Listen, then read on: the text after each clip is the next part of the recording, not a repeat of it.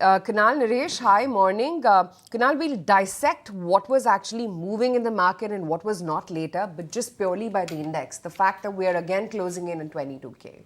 Yeah, so I think this could be the third attempt for the index to scale past about the 22,000 mark and coming closer to that new high. I think we've already made new high for the index, but I think this could be the third proper attempt for the index to try and scale past and break past about those levels by a huge margin.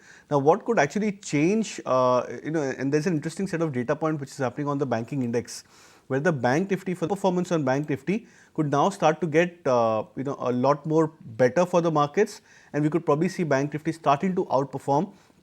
If we manage to complete this inverted head and shoulder pattern, the neckline is around 46,500 mark, which is I think a couple of percentage points away. Probably also scale past about the previous highs, and maybe even with a margin of at least another 400 to 500 points, we could rally further for the index. So I think now the impetus lies on how the bank Nifty performs, and if we get through that breakout of 46,500 on the bank Nifty. But can it really outperform and can it really move? Because be it an HDFC Bank or a Bajaj Finance or Kotak, Axis, there's significant underperformance from the private financials end. So yeah, I think it's a very valid question. But we've seen historically that even with the likes of underperformance of large cap names like, for example, Reliance and HDFC Bank, Nifty's moved up higher.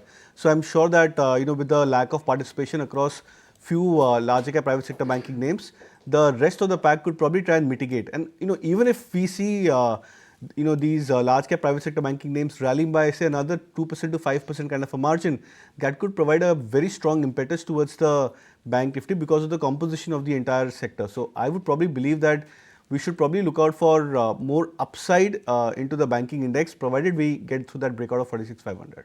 Right. Naresh, metals, oil and gas, it was really that pocket along with, of course, IT, which was cheering in the market. So metals is a clear uptrend which has started across the board. It was a little too fast, but we are seeing few new names coming up. So you have Tata Steel, which has broken out, finally making a new 52-week high, getting close to the highs of 2021-22.